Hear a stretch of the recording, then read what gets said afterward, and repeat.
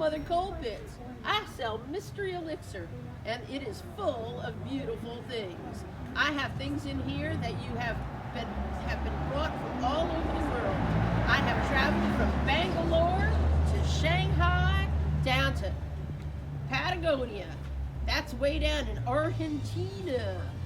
But I'm going to tell you a story right now about the time I went to Cairo, Egypt. Now, Cairo is the land of the pharaohs. When you get to that there city, you go to this really, really fancy hotel full of tourists, and each and every one of them says, you ain't been to Egypt unless you go up the Nile. So I keep saying, I'm a girl from Mississippi. I know all about the Mississippi River, and I know that that river goes down. How am I going to get up the Nile? They said, well, we got them boats. They're called dhows. I said, dhows? Yep, dhows. And I said, well, how am I going to get one of them dhows? They said, well, follow all the other tourists up to the Nile, and you can get right on board. Even Mark Twain's running on one of them things. I said, well, I got to do that. So I go down to the river, I pay me some money, and I get into a dhow, and it's being steered by all these men. These men are in nightshirts. Now, I'd be afraid of nightshirts, but see, I had 3 husbands. Not one of them would drink my elixir. That is why I'm a free woman today. Now, you got to understand, this is a elixir that's going to keep you alive for a long time. So, I'm going up the Nile in this dhow with the red sails in the sunset and all those men in the nightshirts, and I get to the Great Pyramids of Giza. Now, they's big. They's bigger than that big old mill up the street. And there's nothing there. There's nothing there except more men in nightshirts and camels. Now, those camels are nasty. You do not want to tangle with one of them. They're going to bite you, and then they're going to spit you right in the eye. But I do see these 3 men. These 3 strange men. Now, these is young men. They're in blue uniforms, all tattered and torn. They ain't got no shoes on their feet no more. And they're babbling away. And I said, well, they don't look typical. I'm going to walk up to them and I'm going to ask them who they are, because I am an inquiring person. So I go up to them and I said, excuse me, you do not appear to be from these here parts. And they said, no, madame. Well, that sounded peculiar. And I said, I could see you have a blue uniform. Ain't no Yankee uniform. No, madame, it is not. I said, well, what is that? They said, we are the soldiers of Napoleon Bonaparte. I said, Napoleon Bonaparte? Wait a minute. He'd been dead since 1821. That means you would have been here for 75 years. I do not believe you are young men. Yes, madame. We are the soldiers and we are waiting the emperor. I said, this makes no sense. So as I get closer, I notice they ain't got no teeth. How could these young men have no teeth? All right, this is the first mystery to be solved. So I asked them, why ain't you got no teeth? They said, madame, we have been here in the desert for 75 years, making croissants out of inferior wheat. And nothing but sand. Of course you would have no teeth. It's all ground down. I said, well, that explains that, but it still don't explain why you still so young. He said, that, madame, is the mystery of the pharaohs. Well, don't you know, mystery is my middle name. I have to find this out. Now, how am I going to get this information from these Frenchmen? They're very reticent. I said, well, then I noticed when we coming up the Nile, there are all these English people. Now, you know that them English people come and they always have big picnic baskets full of food because they won't eat no foreign food. So I go up to them and I said, you got some wine in there? Well, of course we do. Who do you think we are? We travel well. I said, well, can I buy some from you? And I offered them a little bit of silver. Well, they sold me 3 bottles of wine, one for each one of them fellers up over by the pyramid. So I brought it to them. Well, clearly they had not had wine in a long time because they were ecstatic. They drank it all down. They danced in front of a great big fire pit like the one over there. And they was dancing And suddenly I was feeling good and they was feeling good. Well, I was even feeling a little bit young. And they were all dancing like the Egyptians. So I said to them, you know, I've been mighty kind to you. I brought you some wine. I've been pleasant. Are you going to tell me your mystery? And my candle went out. Well, that's so much for my hot air. Anyway, they said, Madam, we will tell you our mystery, but frankly, we are very ashamed. They hung their heads. I said, don't be ashamed. You're nice fellows. They said, okay. Well, here's the story they gave me. They said when the Emperor Napoleon left them all alone, they was cold. They was freezing in the desert. It gets cold at night. And I said, I do believe that because that there big statue of a cat had his nose froze off. And I said, tell me the rest. They said, well, we needed to burn something. So what could we burn? Could we chase these men, steal their nightshirts and burn it? It doesn't burn very long, and then you have these hairy men running around. We do not like that. Can you burn camels? Well, first you have to catch them, they bite you, they spit at you, and when you burn them, they smell. We only had one choice. We had to go into the pyramid and steal the mummies. Yes, the mummies, we are ashamed.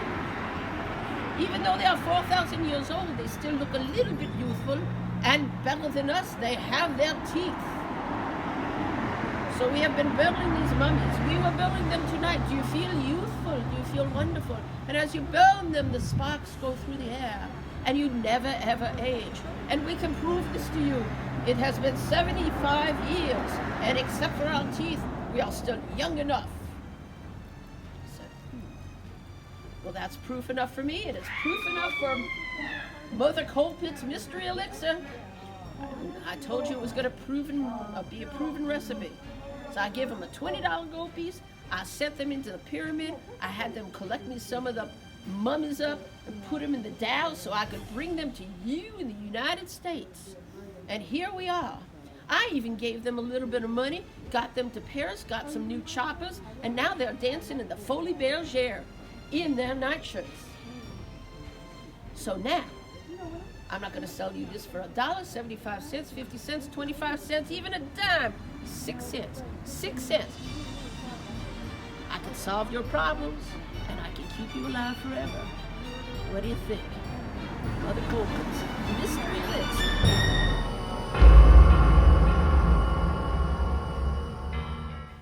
Welcome to Chicago.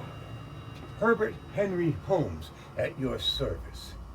I come from New Hampshire, and I attended the University of Vermont Medical School and then later the University of Massachusetts, where I fell head over heels for Clara Leveling, and we eloped on the 4th of July. After I finished my education, and I left Clara behind, I moved to New York to seek my fame and fortune. I began teaching, and then later practicing medicine. And it was at that point where I discovered a very, very widespread shortage of corpses for medical education. I found great opportunity in this. Selling cadavers became very profitable for me. In 1886, I moved to Chicago, and I came across the Holton drugstore, where I found poor old Mrs. Holton in a distraught state. Her husband lay in the apartment upstairs, dying of cancer. She opened her heart to me, and she confessed that running the drugstore and tending to her dying husband's needs had become a very, very stressful situation. I said to her, "Dear Mrs. Holton, please allow me to relieve some of your stress. I am a licensed physician and pharmacist. Turn the drugstore over to me, and I will turn it into a lucrative proposition. Why, I will even completely conquer the competition down the block." And that's exactly what I did.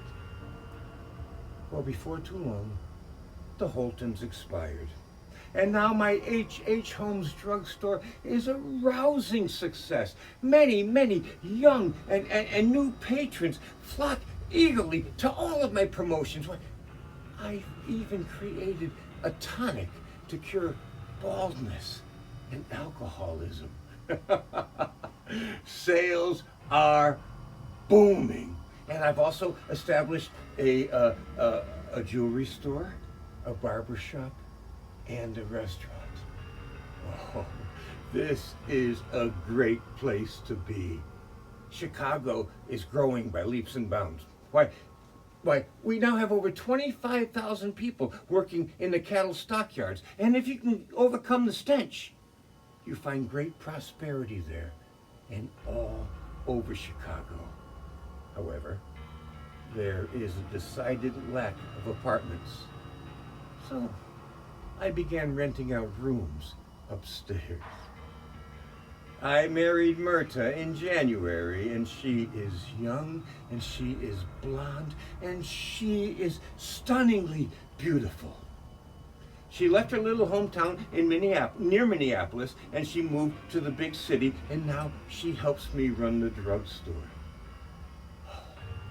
The Chicago World's Fair is going to bring in millions of people to Chicago. So I built the World's Fair Hotel directly across the street from the drugstore.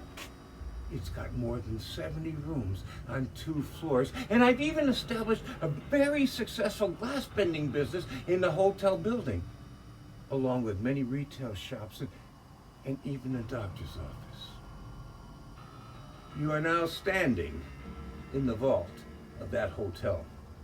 I had this built to house all of my valuables and all of my records for safekeeping. It is soundproof. It is airtight. Allow me to demonstrate. I'll step outside, and then I'll close the door, and I'll scream at the top of my lungs. You see if you can hear me.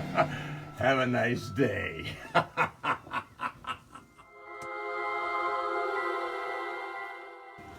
John Mortensen, the author of the Oxford Book of Villains, writes, "It is a powerful Satan who convinces men to sell their souls. Villains have been written in song and poem ever since Cain murdered Abel. Some villains have no qualms of conscience and show no remorse. Criminality takes many forms, from the pickpocket to the con man. Some scoundrels have mastered the pitiless art of seduction.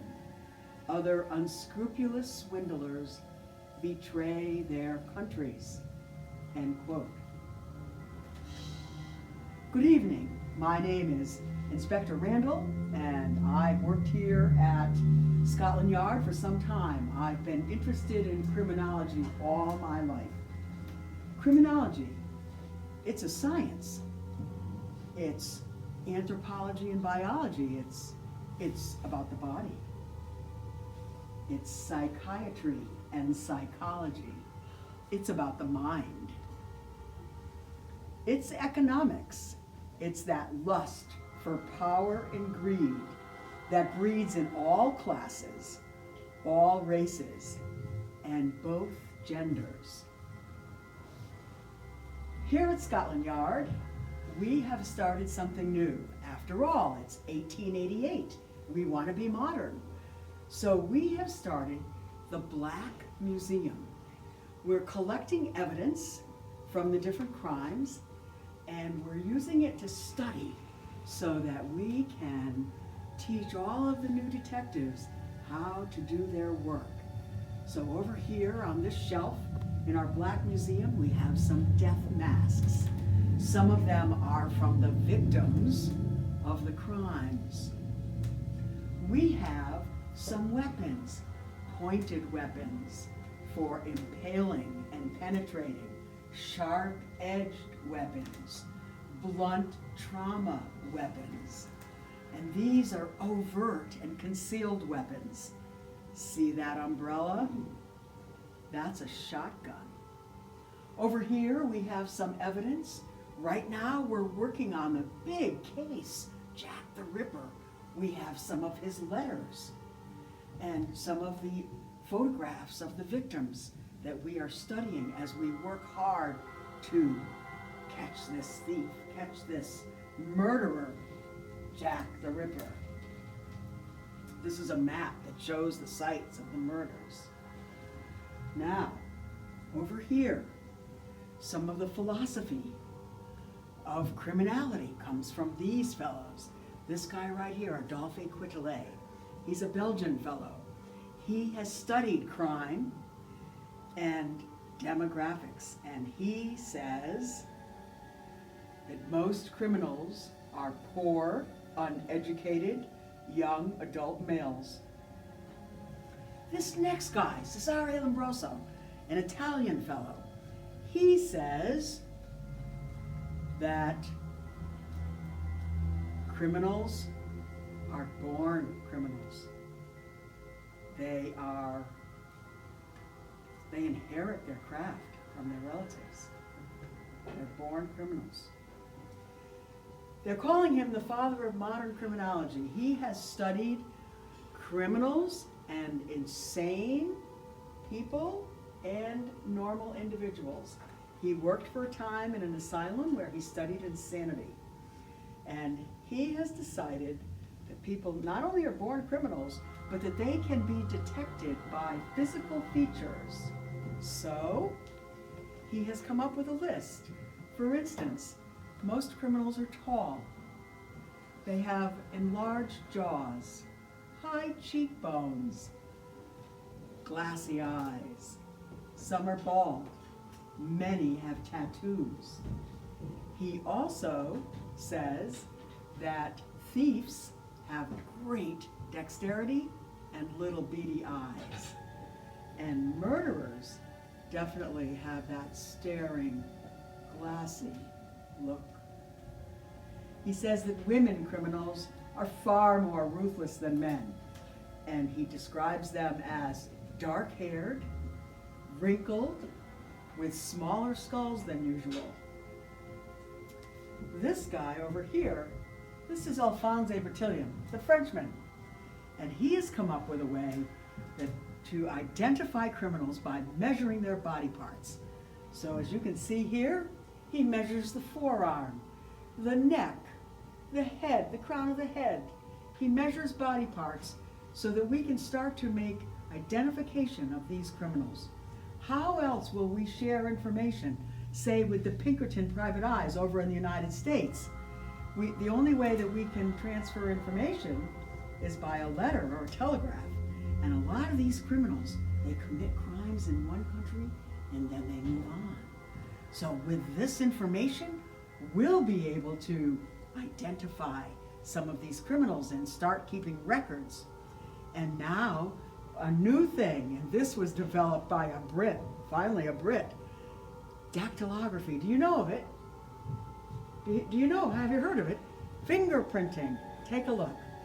So right over here, you can take your finger and put it on the paper, and the mark shows the various loops and arches in a fingerprint. So we'll be able to identify the criminals. Now, so you go to the crime scene and you get a drinking glass or a doorknob, and you take the fingerprint and you try to make a match. So, anybody want to try to do their fingerprints? These sheets say Lee Harvey Oswald. Just ignore that. Ladies and gentlemen, 10% of the population are criminals, and we're going to catch as many as we can.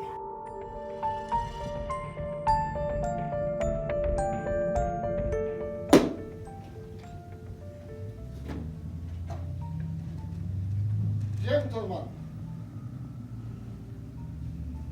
and ladies at a dissection, what is the country coming to? Next, a lady will be standing for Prime Minister. Who knows what may come of that?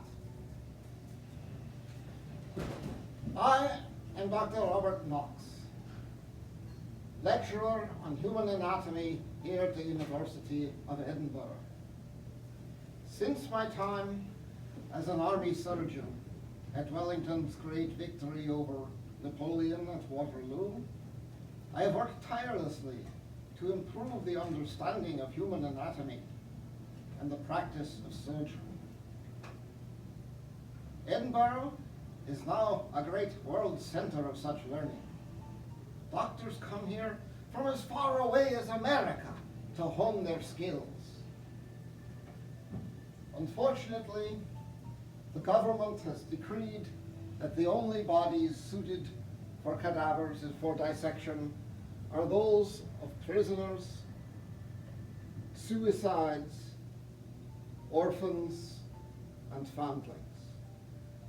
There are not enough such bodies to satisfy the demand. As you can see, I have no cadaver prepared for today's lesson. Mr. Patterson, have you obtained a cadaver, or are you obliging enough to volunteer yourself? Call me Dr. Knox.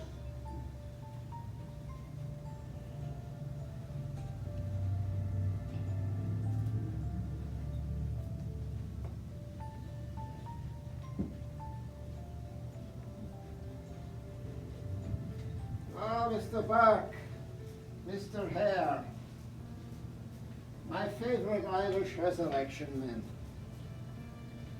Evening, Dr. Knox. All come through at the pinch again, I see. Let me examine your wares before I offer payment.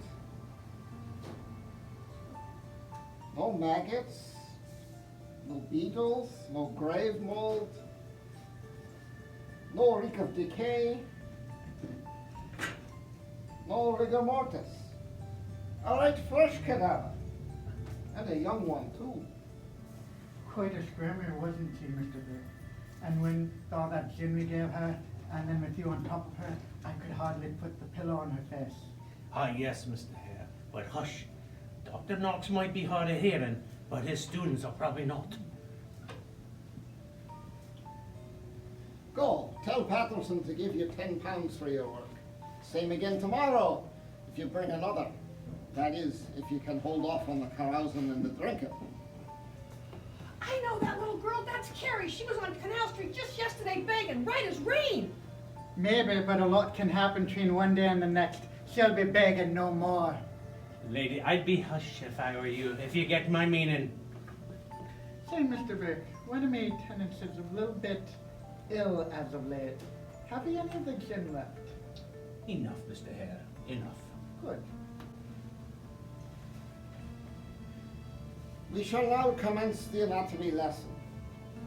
I shall begin by opening the chest and abdominal cavities and removing and examining the organs.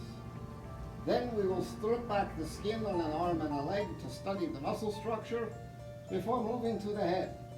There, I will remove an eye and then saw off the top of the skull to examine the brain.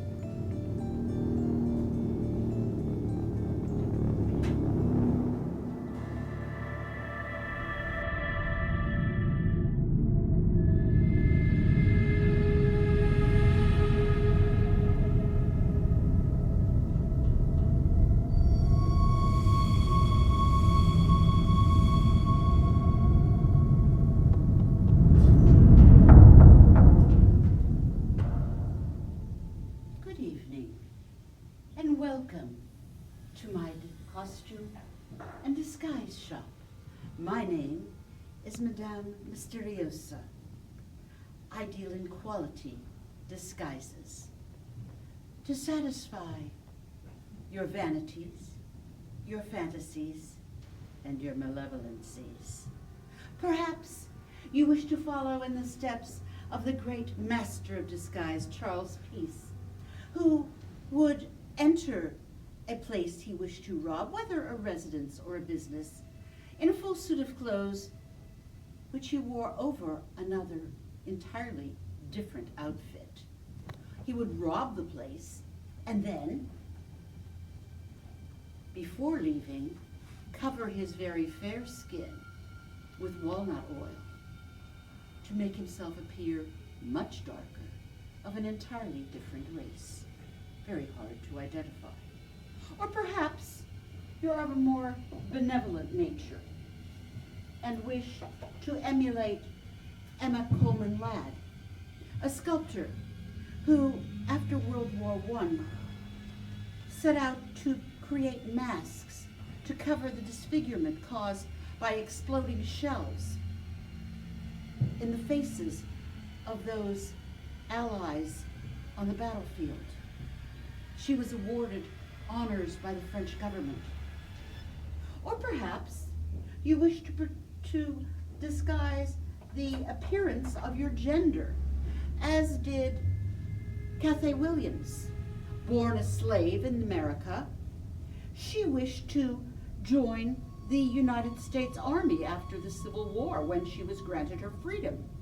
But as today in 1917, women were considered entirely too frail to fight in the front lines. She was not too frail to work in the fields as a slave, but she overcame the discrimination by binding her breasts, lowering her voice, and pretending to become a man. She got away with it for quite some time, as had Deborah Sampson before her in the American Revolution, doing much the same thing. She actually dug a musket ball out of her leg because she feared detection. And she got away with it for 2 more years before they finally discovered she was a woman.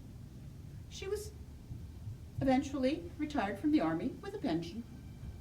So, you may wish to change your gender or your race, or you may simply wish to become invisible. Close your eyes. Try to remember the appearance of the person who delivers ice to your home, or the little boy who climbs your chimney to clean it, or the woman who scrubs the front steps of your building, or the old lamplighter who lights the lamps on your street. You pay them no mind. They might as well be invisible. Invisible enough, perhaps, to get away with murder. I know my prices are a tad high, but the workmanship is exquisite, and my discretion is absolute.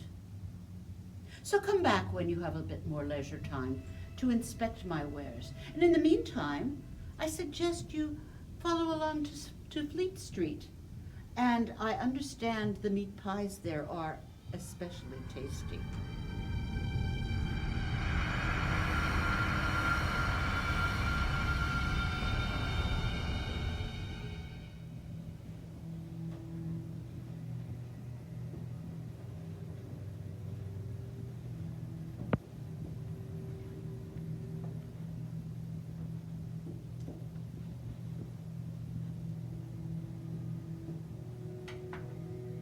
Hello, sir.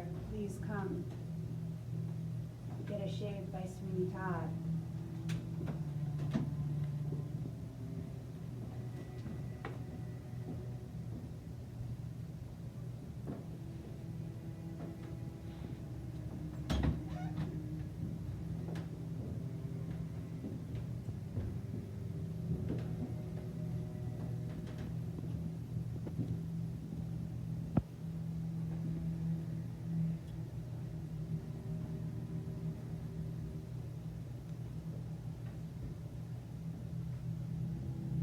This will be a sweet, tender young one for Mrs. Lovett's pies.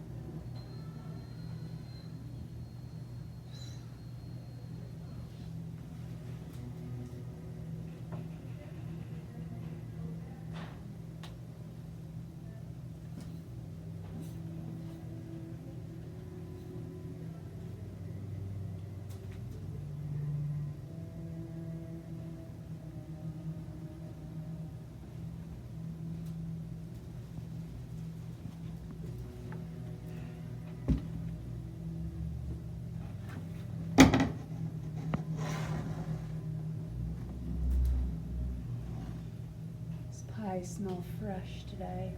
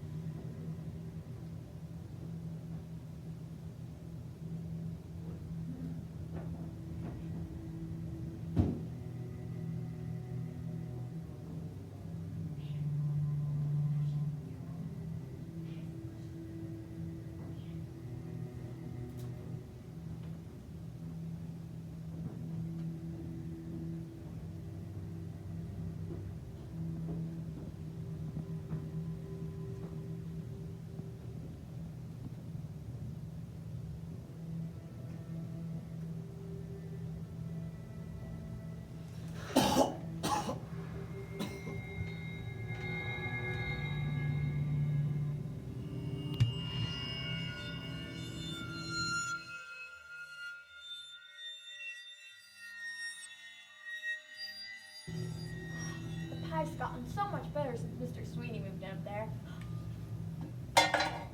Ladies and gentlemen, may I have your attention, please? That aroma enriching the breeze. You can't imagine the raptures in store just inside of this door. There you'll sample Mrs. Lovett's meat pies, savory and sweet pies, as you'll see. Seems a downright shame. Such an awful waste. Such a nice plump frame, what's his name has. Had. Business needs a lift. Debts to be erased. Think of it as thrift. As a gift, if you get my drift. With the price of meat, what it is, when you get it, if you get it, got it?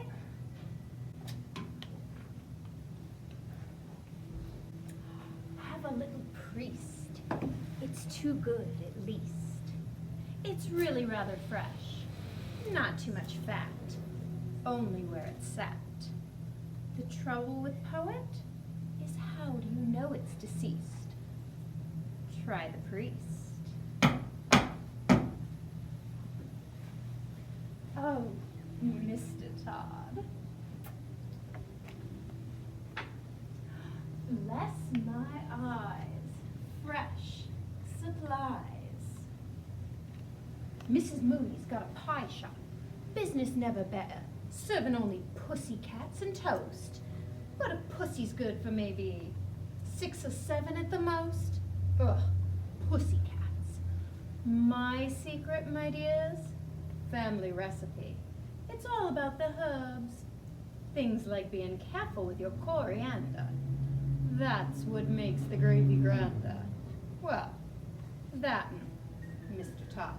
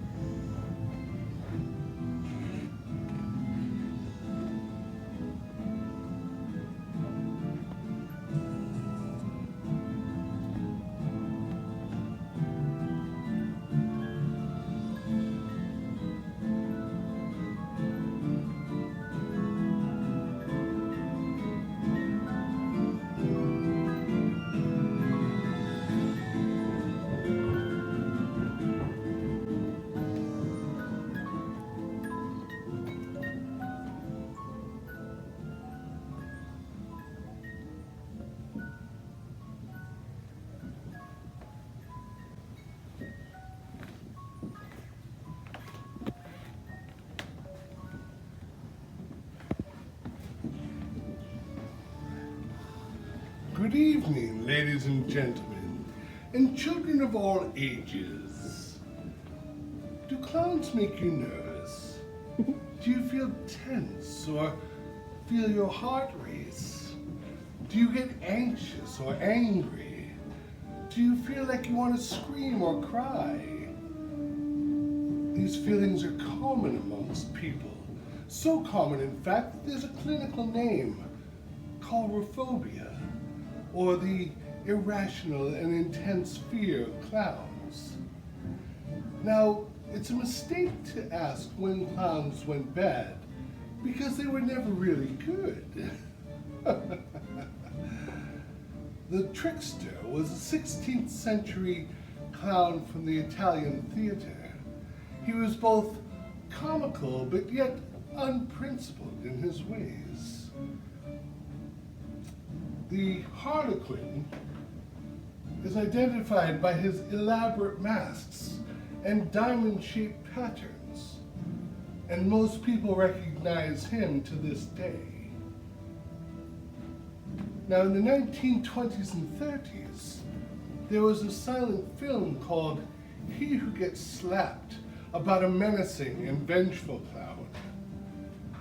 And in the 30s, a prankster villain named Joker made his way into the Batman comic books. But then in the 1950s and 60s, American audiences were asked to get into a more happy clown. Those I think you would recognize as Ronald McDonald and Bozo the Clown, and of course, Clarabelle. But then in the late 1970s, the persona of the clown shifted once again. The news was reporting people dressed as clowns, committing crimes of violence and even murder. Stephen King's novel It was about a scary and supernatural clown that went through the suburbs murdering children. Yes, clowns. You can identify them by their colorful wigs and funny makeup, their white gloves and their exaggerated footwear, and their colorful costumes. Clowns. The perfect disguise for villains.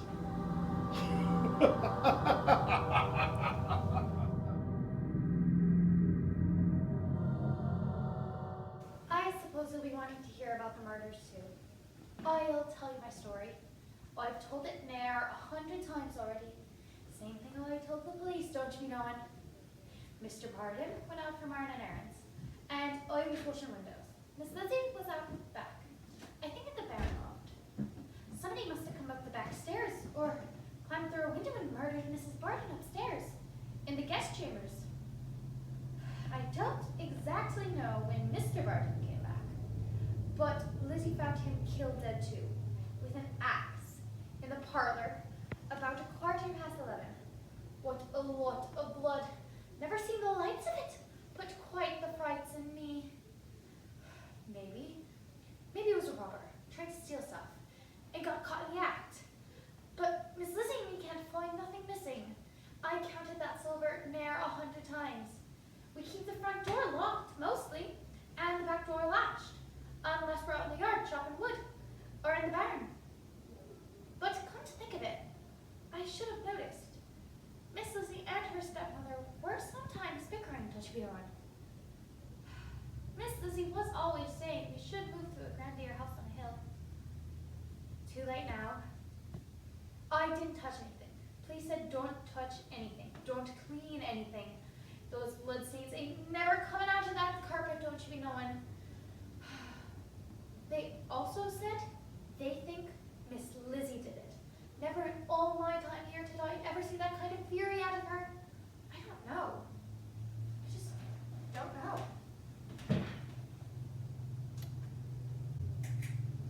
State your full name. Lizzie Andrew Borden. And you're looking at the door? I opened the door and rushed back. Saw his face? No, I did not see his face. He was all covered in blood. You saw where the face was bleeding? Yes, sir. Did you see the blood on the floor? No, sir. You saw his face covered with blood? Yes, sir. Did you see his eyeball hanging out? No, sir. See the gashes where his face was laid open? No, sir. Nothing of that kind? No, sir.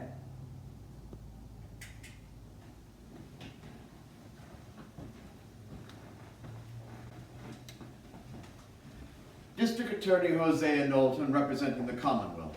May it please your honors, Mr. Foreman and gentlemen of the jury. In the matter of the Commonwealth of Massachusetts versus Lizzie Andrew Borden, the evidence speaks for itself. At the Borden home in Fall River, police found no signs of forced entry, despite the fact that the Bordens habitually locked their doors and nothing appeared to have been stolen. Miss Sullivan, the family maid, testified that Miss Borden was the only other person she saw in the home on the morning the murders were committed. The likely murder weapon, the axe covered with blood, was found at the scene, even though that blood later suspiciously disappeared. This claw-headed hatchet perfectly fits this fatal indentation on the skull of Andrew Borden. The claw head of the hatchet made this grievous mark. Miss Sullivan testified that the day of the murders, Miss Borden wore a blue dress. Alice Russell, a family friend, said that the next day Miss Borden tore up a blue dress that had red stains on it, and that Miss Borden said she intended to burn it. The evening after the murders, police stationed around the house testified that Miss Borden entered the cellar carrying a kerosene lamp and a slop pail, accompanied by Miss Russell. One officer said both women left the cellar. Miss Borden then returned alone and appeared to be bending over the sink. Does this not explain how critical evidence might have gone missing? And why would an intruder who flees a crime scene be so fastidious about cleaning it up?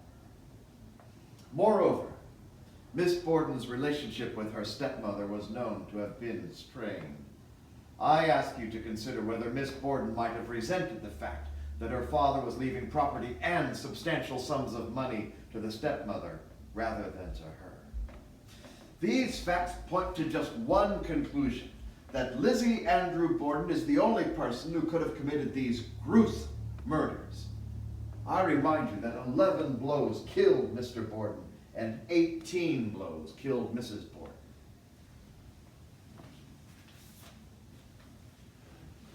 George D. Robinson for the defendant.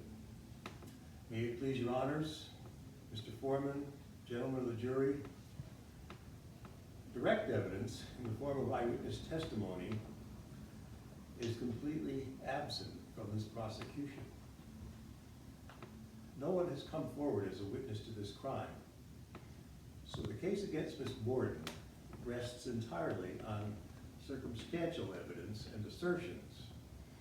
Now, as to the burning of the blue dress alleged to destroy evidence of a blood-stained garment, it was not blood on the dress, it was paint, and it was burned in the light of day in full view of witnesses. Does this sound like the act of a guilty person trying to destroy evidence?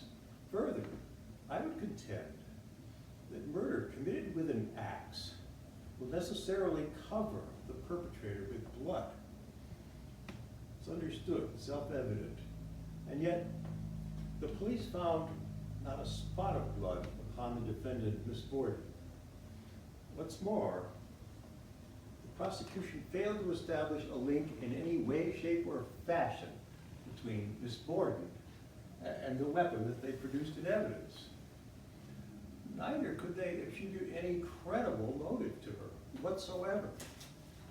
So I ask you, how could a young woman, 32 years of age, of spotless character and reputation, a member of the church who has performed many charitable works and has spent most of her life in Fall River, living there with her father, her stepmother, and her sister, how could this woman then turn and commit such a heinous crime as to shock the entire civilized world? It beggars the imagination. And I remind you, good citizens, of the shame that would fall upon us if we were to commit the sin of wrongful conviction with the whole country watching.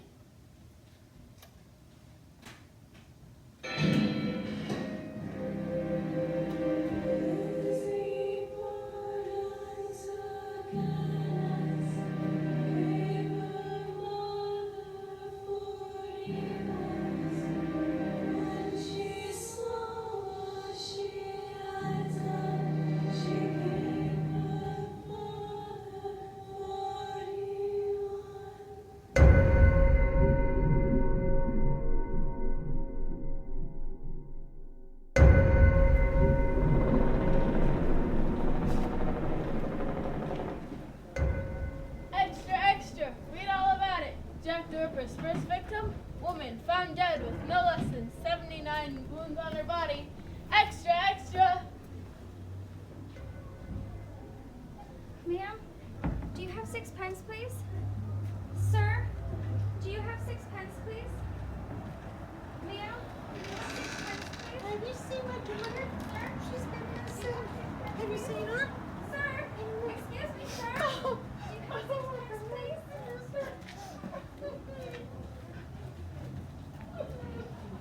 Good evening. My name is Inspector Aberline from the Central Office at Scotland Yard. It is my duty to report that in the early hours of yesterday morning, another murder of a most revolting and fiendish character took place in Spitalfield. What we saw, I cannot drive away from my mind. It seemed more like the work of the devil than of a man. And it is of the opinion that in headquarters that this fresh crime was committed by the same hand as the previous ones, known to the public as Jack the Ripper. Excuse me, Inspector. I'm a journalist for the London Times. We'd like to know, your whole public would like to know, just how and when do you think you will apprehend this Jack the Ripper, as you call him? I am here this evening to speak to the public, to find out whether anyone has any information of a suspicious nature that they would like to report to us. We would be very grateful for any news, any information. All well and good, sir, and with all due respect, the police are doing a pitiful job. And it seems that in the letters that we get from Jack that he's almost laughing at them. He said in his letters, he said, you keep saying that you have a fix on me, but while you sound so clever saying it, I know you don't.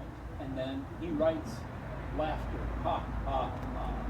I have sent a telegram to Sir Charles Warren to bring the bloodhounds out to see if they can find a trace to follow this murderer by, if possible. In prior correspondence, he said that Scotland Yard is asleep. And now with bloodhounds, he's even said that he will prove it to you by his next victim. He will do a double. This poor woman's body was found lying on a bed, undressed. She had been completely disemboweled and her entrails taken out and placed on the table. Her nose was cut off and her face gashed beyond recognition. Her 2 breasts had been cut clean away and placed next to her liver and her entrails on the table. I have heard a great deal about the murders in Spitalfield. But I declare to God that I never expected to see such a sight, and I never expect to see such a sight again. But alas, sir, there will be more. There will be more. Because he says, Jack says, I shan't stop cutting until you have me in shackles. He said the last lady that I did, I put the knife in so precisely that she didn't have a chance to squeal. And he said, the next one I do, I'm going to cut off both her ears, put them in a box, and send them to the police officers. He signs it, yours truly, Jack the Ripper, my trade name.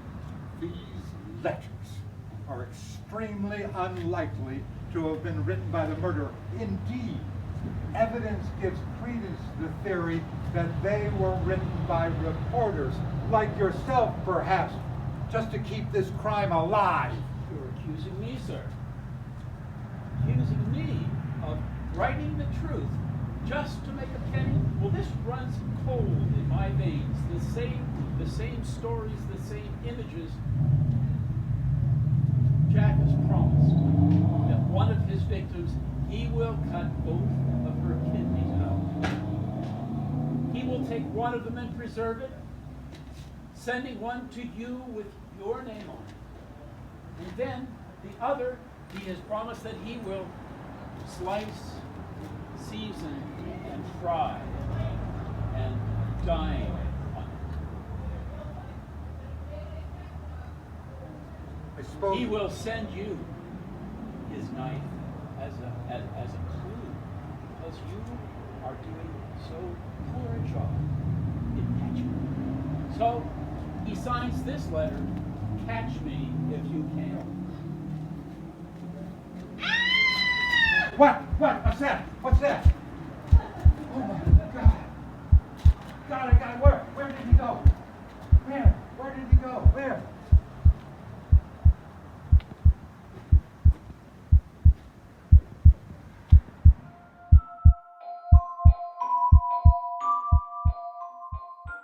Hello. Welcome to the Archer Home for the Elderly and Infirm here in Windsor, Connecticut. We help the elderly live out their lives in the comfort of our lovely home, and even settle them in at the cemetery once that's needed. My name is Amy Archer Gilligan, but you can call me Sister Amy.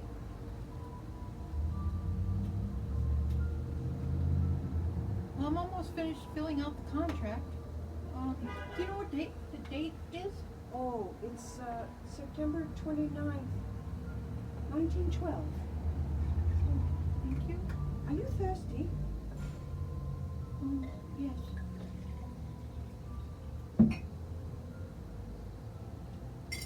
Did you remember to pick up that package I asked you for? Yes, I have it right here. Very nice. Thank you very much. Have a sip.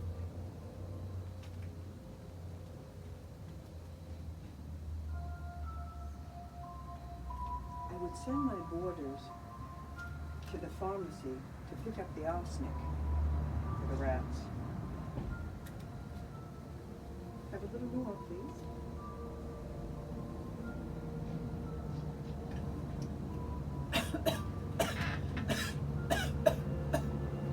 How are you feeling?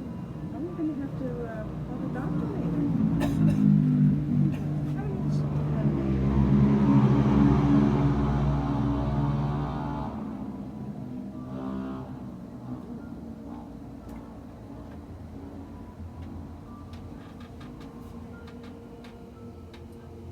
In the 7 years that Amy Archer Gilligan ran the Archer Home in Windsor, reports show that 66 of her guests passed away. Amy also lost 2 husbands in the same time period. A shrewd Hartford Courant reporter is the one who finally sounded the alarm. And at that point, one of the bodies of her lodgers was exhumed, and an autopsy found unusually high levels of arsenic in the tissue. Suspicion also fell on Dr. King, the Archer Home physician. He was also the town medical examiner, responsible for signing the death certificates. But with no concrete evidence, no charges were filed against him. But Sister Amy was indicted, tried for murder, and condemned to death. She appealed and was granted a second trial. The judge found her insane, and she was sent to the Connecticut Home for the Insane in Middletown. She remained there until the end of her days in 1962.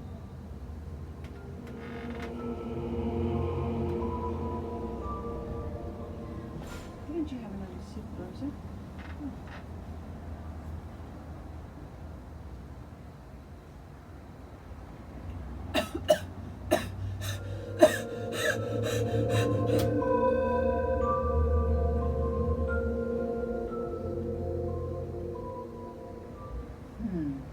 Another rat. Well, you'd better move along, unless you want to board with Sister Amy. She may have a bed for you tomorrow.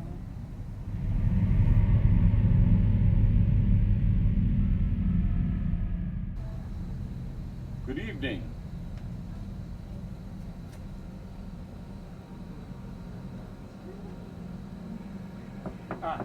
Thank you for coming all the way to Chicago, Inspector Geyer. Thank you, Sergeant Norton. I hear you have Holmes locked up there in Philadelphia on a murder charge. Your supervisor said that we should look into Holmes's business here in Chicago from 2 years ago during the Chicago Exposition. Yes, sir. We do. Yeah. Well, so let's go in. We'd like to get to the bottom of this Holmes business. So we've been scouring through the Holmes's building here, digging up the basement here and going through the upper floors looking for evidence. It's been kind of a challenging case because Holmes abandoned this building about 1.5 years ago when he left Chicago. And we think he was probably responsible for setting the fire up on the 3rd floor before he left. You know, we found some rather unusual evidence here. Are you sure you're ready for this? Yes, sir, Sergeant Norton. I've been tracking Holmes from Toronto all the way to Indianapolis. Nothing can scare me now. Well, you know, Holmes built this building. It takes up the whole block here. And he had stores on the 1st floor and he had rooms up on the 2nd and 3rd floors. He was telling people he was going to let those rooms out to folks coming here for the exposition. How many guests do you think he had in this hotel of his? Well, it's hard to say. He really didn't keep any records. One thing we found out, though, is he took out advertisements in Midwestern newspapers for young women to come and work for him. Thing was, when they came here, he took out life insurance policies on them. You know, it seems like every young woman that came in contact with Holmes seemed to disappear sooner or later, and unfortunately some kids, too. So what have you found down here in the basement? Would you mind if I look things over, take some notes? No, go right ahead. Well, let's start over here.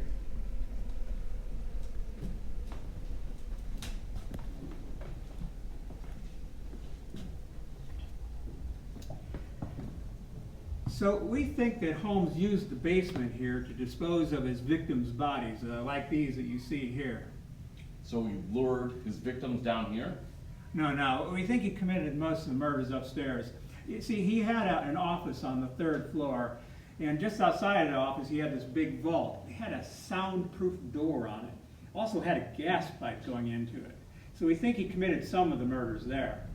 This workbench over here, this large, it's like, have marks on it. What are those?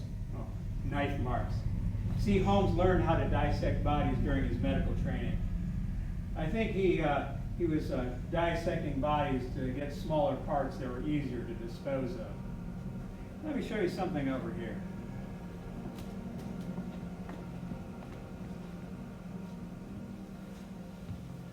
So when we dug up the floor, we found the body of this little girl. She was about 6 to 8 years old. Her body had been dismembered. Oh, and then he threw some lime on it from this barrel here to keep the smell down. Let me tell you a story we've been able to piece together from some of the evidence so far. This is about his stenographer, Miss Emmeline Sygren. It seems Miss Sygren came to him one day asking for her pay. He told her, well, we've got the money upstairs in my vault. So they went up to the vault, and when she walked in, he closed the soundproof door behind her and locked her in. Well, he might have left her in there for a few weeks, or maybe a little less if he turned the gas on, but either way, he now had a body to dispose of. Well, he had a bench like that upstairs next to his office, too. So when he opened the door, her body fell out. She'd been desperately trying to get out of the room. So he dismembered her body, too, to make it small enough pieces so he could put them into his office stove like we have over here. We went through the ashes in that stove, And we found 2 buttons and a watch chain from a young woman, and also some bone fragments. Boy, the deeper we get into this case, the sicker it's making me. Well, right over here, we found this acid vat. He would take some of his victims' bodies and put them in there to digest the flesh off the bones. He hired a man to come in and reassemble those bones like they started to do here into full skeletons. And he could sell those to medical schools around the area. Let me show you something over here that was kind of interesting.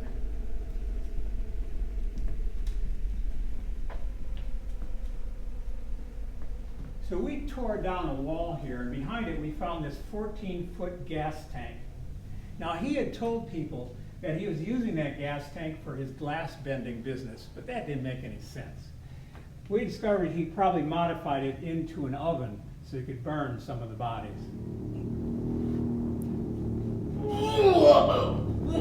Are you going to be okay? Yeah. Excuse me. He told us he killed 27 people. Well, that may be. Well, we've got evidence for maybe around 10 or so, but there could be a lot more. Maybe over 100, more than that. Yeah, I don't think we're ever going to know for sure.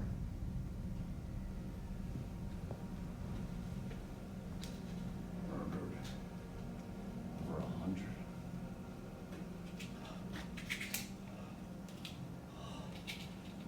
That's an incredible mass of people.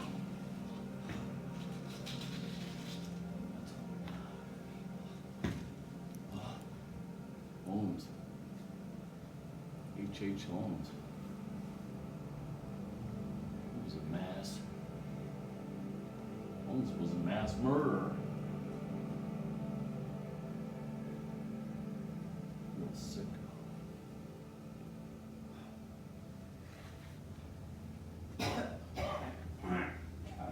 This way, folks, we're going to take a step into the future, just for a moment.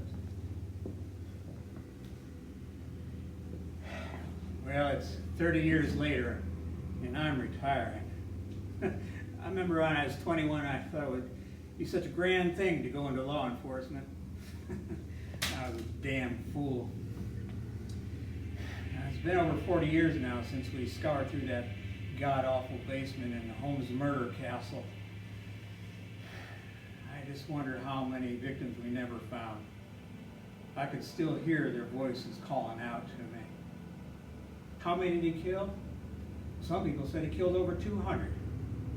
He confessed to 27. Then he confessed to 2. Then he said, I didn't kill anybody, what's all the trouble? Just depended who was paying him for his story. Well, we got evidence for 9 for sure. We could never get enough evidence to piece it all together into a credible story.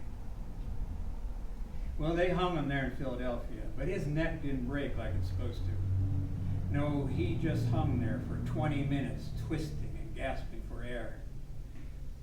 In the stories, well, some people say that wasn't him that died there. No, they said that he convinced the priests and the jailers that he was an innocent man. And they put some other body up there. And he took off to South America, to Paraguay, to grow coffee of all things. Well, they tore down that Holmes murder castle and they put up a post office there now. But Holmes isn't gone. No, his shadow still hangs over Chicago. And the true story of all his murders, why, that just passed off into eternity at the end of that rope in Philadelphia.